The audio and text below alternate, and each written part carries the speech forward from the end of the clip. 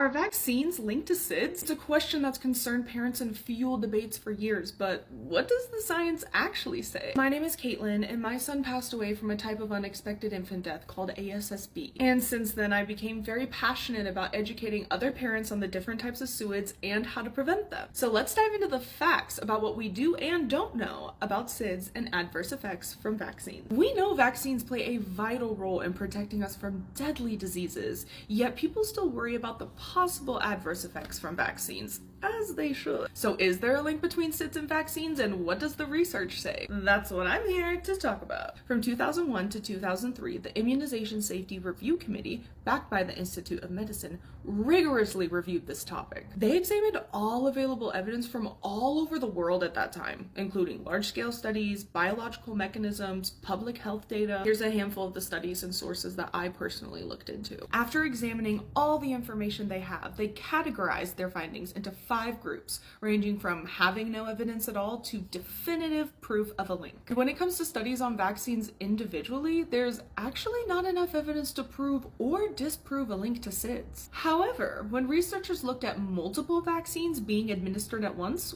which is typically how they're given, they reviewed 4 major studies in the UK, France, and New Zealand, all of which found no evidence to support an increased risk of SIDS, and in fact strongly rejected any causal relationship. It's also noted that the SIDS rate fell dramatically during a time period where vaccines were becoming more widespread, but this reduction was mainly accredited to the Back to Sleep campaign, which promoted placing infants on their backs to sleep. But the fact that the SIDS rate hasn't risen in that time further affirms the unlikeliness that vaccines cause SIDS. Some studies even suggest that certain vaccines might help protect against SIDS. Here's where it starts to get tricky though. We still don't understand what causes SIDS itself, making it difficult to look for possible links. But it is clear there's no solid evidence to suggest a negative relationship between vaccines and SIDS. Meanwhile, a preventable cause of infant death has almost tripled in the United States in the last few decades, and it is still rarely talked about, and that's ASSB. It is so important to keep researching what causes SIDS and the adverse effects of vaccines,